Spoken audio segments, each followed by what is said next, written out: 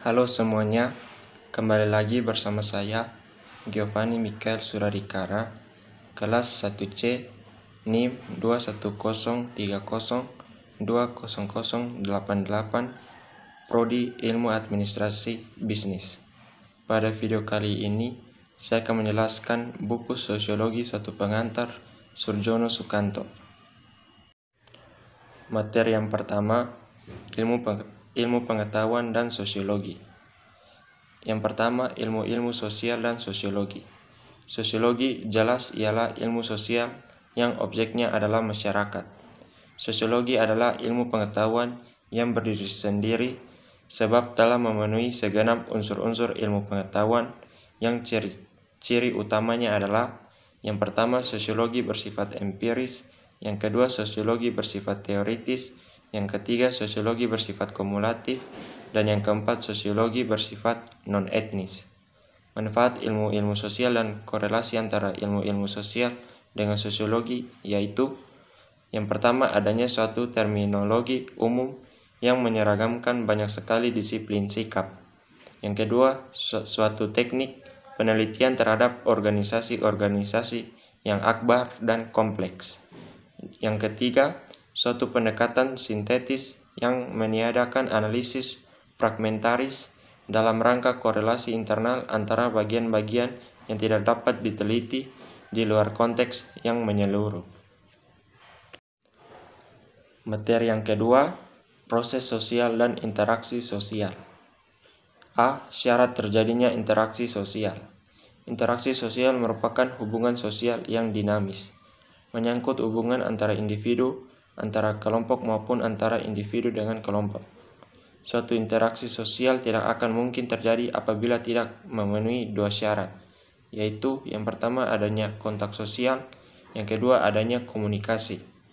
Kontak sosial dapat berlangsung dalam 3 bentuk, yaitu: yang pertama, antara orang per orang; yang kedua, antar orang per orang dengan suatu kelompok manusia atau sebaliknya; yang ketiga, antara suatu kelompok manusia dengan kelompok manusia lainnya. B. Bentuk-bentuk interaksi sosial. Bentuk-bentuk interaksi sosial dapat berupa kerjasama, persaingan, dan bahkan dapat juga berbentuk pertentangan atau pertikaian. Menurut Gilin, ada 2 macam proses sosial yang timbul sebagai akibat adanya interaksi sosial, yaitu proses yang asosiatif yang terbagi ke dalam 3 bentuk khusus lagi, yakni akomodasi, asimilasi, dan akulturasi. Proses yang disosiatif yang mencangkup persaingan yang meliputi kontroversi dan pertentangan atau pertikaian. Menurut Kimball Young, bentuk-bentuk proses sosial ialah oposisi yang mencangkup persaingan dan pertentangan atau pertikaian, kerjasama yang menghasilkan akomodasi, diferensiasi menghasilkan sistem berlapis-lapis dalam masyarakat. Yang berikut, materi ketiga, kelompok-kelompok sosial. Pendekatan sosiologis terhadap kelompok-kelompok sosial. Kelompok sosial adalah himpunan atau kesatuan manusia yang hidup bersama oleh karena adanya hubungan antara mereka. Yang berikut beberapa persyaratan kelompok sosial adalah: yang pertama, setiap anggota kelompok tersebut harus sadar bahwa dia merupakan sebagian dari kelompok yang bersangkutan. Yang kedua, adanya hubungan timbal balik antara anggota yang satu dengan anggota yang lainnya. Yang ketiga, terdapat suatu faktor yang dimiliki bersama oleh anggota kelompok itu sehingga hubungan antar mereka bertambah erat. Dan yang keempat, berstruktur, berkaidah, dan mempunyai pola perilaku. Yang berikut, tipe-tipe kelompok sosial. Pertama, klasifikasi tipe-tipe kelompok sosial. Tipe-tipe kelompok sosial dapat diklasifikasikan dari beberapa sudut atau dasar berbagai kriteria atau ukuran, antara lain besar kecilnya jumlah anggota, derajat interaksi sosial, kepentingan dan wilayah, berlangsungan suatu kepentingan, derajat organisasi, dan kesadaran akan jenis yang sama, hubungan sosial, dan tujuan. Yang kedua, kelompok sosial dipandang dari sudut individu. Dalam masyarakat yang sudah kompleks, individu biasanya menjadi anggota dari kelompok sosial tertentu sekaligus. Dengan demikian, maka terdapat derajat tertentu serta arti tertentu bagi individu-individu tadi sehubungan dengan anggota kelompok sosial yang tertentu, sehingga bagi individu terdapat dorongan-dorongan tertentu pula sebagai anggota suatu kelompok sosial. Yang berikut materi keempat tentang kebudayaan. Kebudayaan adalah semua hasil dari karya, rasa, dan cita-cita masyarakat. Kebudayaan berguna bagi manusia, yaitu untuk melindungi diri terhadap alam, mengatur hubungan antar manusia, dan sebagai wadah dari segenap perasaan manusia. Yang berikut unsur-unsur kebudayaan. Melville J. Herskovits mengajukan 4 unsur pokok kebudayaan, yaitu alat-alat teknologi, kedua sistem ekonomi, ketiga keluarga, dan yang keempat kekuasaan politik. Bronislaw Malinowski menyebutkan unsur-unsur kebudayaan sebagai berikut. Yang pertama, sistem norma yang memungkinkan kerjasama antar para anggota masyarakat di dalam upaya menguasai alam sekelilingnya. Yang kedua, organisasi ekonomi. Yang ketiga, alat-alat dan lembaga atau petugas pendidikan. Dan yang keempat, organisasi kekuatan. Yang berikut, sifat-sifat hakikat kebudayaan. Kebudayaan mempunyai sifat hakikat yang berlaku umum bagi semua kebudayaan dimanapun juga. Sifat hakikat kebudayaan tadi adalah sebagai berikut. Yang pertama, kebudayaan terwujud dan tersalurkan lewat perilaku manusia. Yang kedua, kebudayaan telah ada terlebih dahulu mendahului lahirnya suatu generasi tertentu dan tidak akan mati dengan habisnya usia generasi yang bersangkutan. Yang ketiga, kebudayaan diperlukan oleh manusia dan diwujudkan dalam tingkah lakunya. Dan yang keempat, kebudayaan mencakup aturan-aturan yang berisikan kewajiban, tindakan-tindakan yang diterima dan ditolak, tindakan-tindakan yang dilarang, dan tindakan-tindakan yang diizinkan.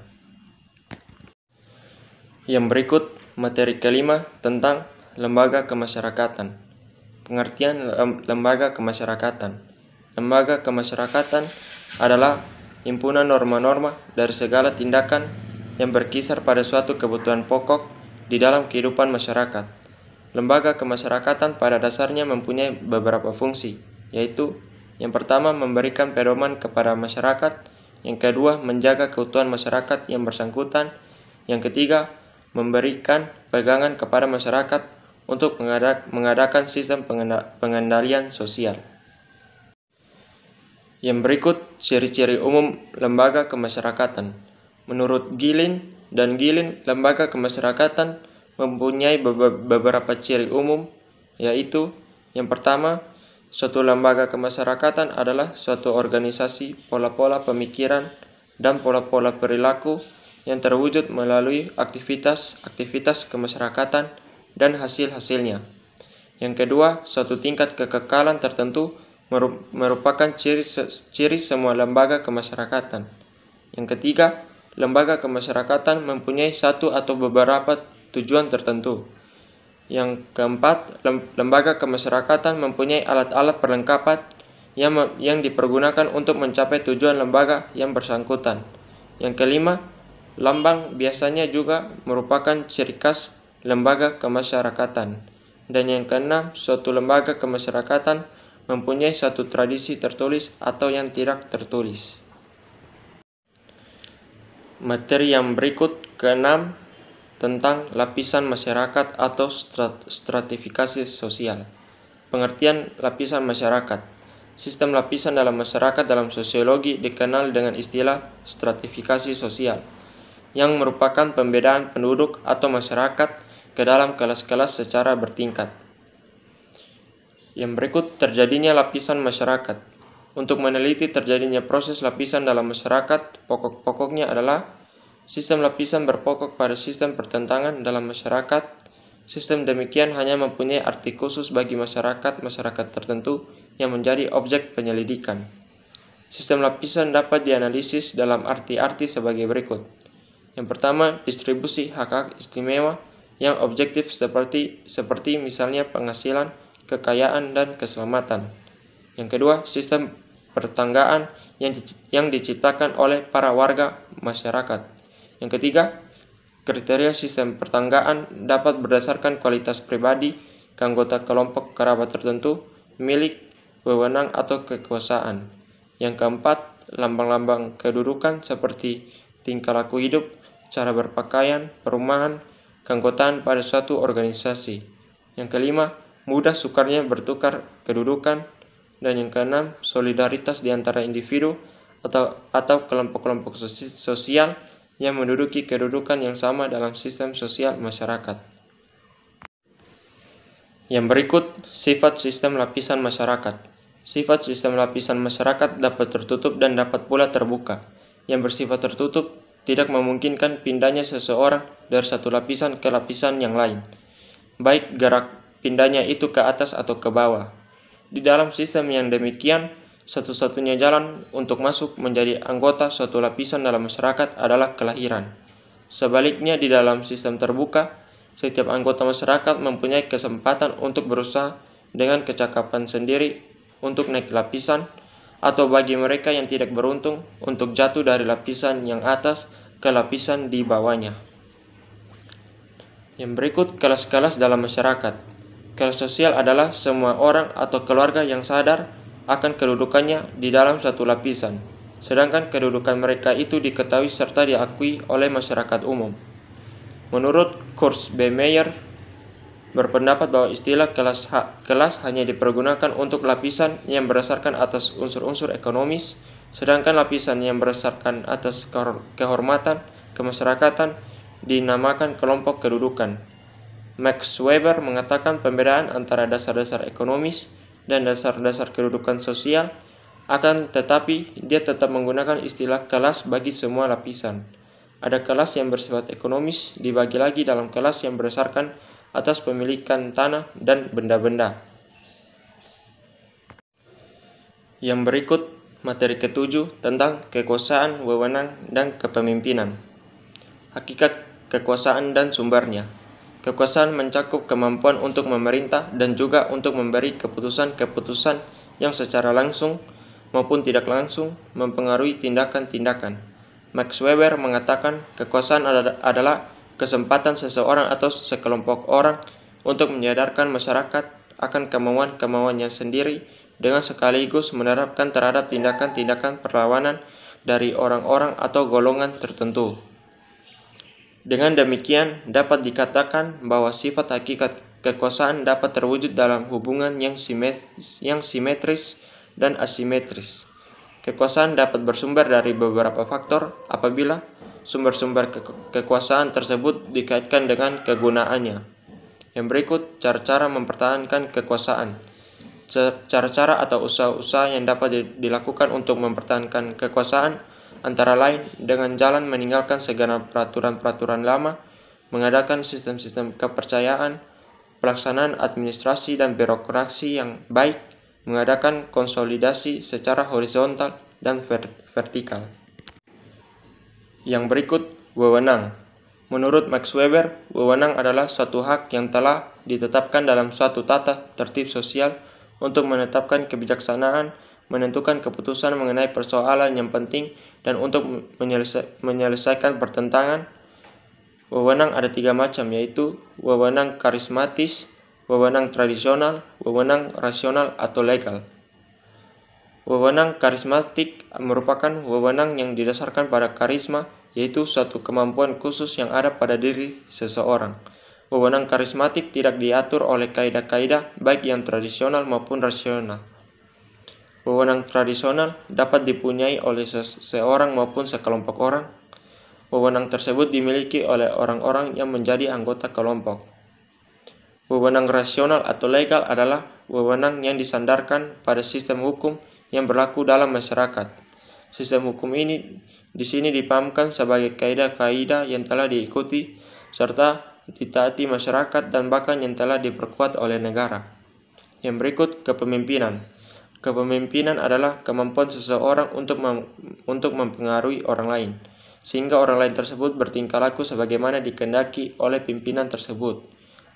Kepemimpinan ada yang bersifat resmi, yaitu kepemimpinan yang tersimpul di dalam suatu jabatan, Suatu perbedaan yang mencolok antara kepemimpinan yang resmi dengan yang tidak resmi adalah kepemimpinan yang resmi di dalam pelaksanaan selalu harus berada di atas landasan-landasan atau peraturan-peraturan resmi. Kepemimpinan tidak resmi mempunyai ruang lingkup tanpa batas-batas resmi karena kepemimpinan demikian didasarkan pada pengakuan dan kepercayaan masyarakat. Yang berikut materi ke-8 tentang perubahan sosial. Perubahan sosial adalah segala perubahan pada lembaga-lembaga kemasyarakatan di dalam suatu masyarakat yang mempengaruhi sistem sosialnya, termasuk di dalam nilai-nilai sikap dan pola perilaku di antara kelompok masyarakat. Faktor-faktor yang mendorong jalannya proses perubahan. Yang pertama, di dalam masyarakat di mana terjadi suatu proses perubahan terdapat faktor-faktor yang mendorong jalannya perubahan yang terjadi. Faktor-faktor tersebut antara lain kontak dengan kebudayaan lain, sistem pendidikan yang maju, sikap menghargai hasil karya seseorang, dan keinginan untuk maju. Yang berikut faktor-faktor yang menghalangi terjadinya perubahan. Antara lain, kurangnya hubungan dengan masyarakat lainnya, perkembangan ilmu pengetahuan yang terlambat, sikap masyarakat yang tradisionalistis, adanya kepentingan-kepentingan yang tertanam dengan kuat, atau vested interest. Materi yang berikut, yang ke-9 tentang manfaat sosiologi. Manfaat penelitian sosiologis bagi pembangunan. Pada tahap perencanaan pembangunan diperlukan data yang relatif lengkap mengenai masyarakat yang akan dibangun. Pada tahap penerapan atau pelaksanaan perlu diadakan identifikasi terhadap kekuatan sosial yang ada di dalam masyarakat. Dengan mengetahui kekuatan sosial tersebut, dapat diketahui unsur-unsur mana yang dapat melancarkan pembangunan, di samping yang menghalangi pembangunan. Segala hasil penelitian sosiologis yang telah dilakukan pada tahap perencanaan dan penerapan akan dapat digunakan sebagai bahan yang akan dinilai pada tahap evaluasi. Yang berikut, materi ke-10 tentang public speaking dengan sosiologi komunikasi. Public speaking atau berbicara kepada umum merupakan suatu kegiatan yang berintikan pada interaksi sosial. Interaksi sosial merupakan suatu hubungan di mana terjadi proses saling mempengaruhi antara para individu, antara individu dengan kelompok, maupun antar kelompok. Sosiologi komunikasi yang berkaitan erat dengan public speaking artinya telah akan ditunjukkan pada masalah-masalah sosiologi komunikasi yang perlu dipertimbangkan oleh seseorang atau suatu pihak yang berbicara kepada umum.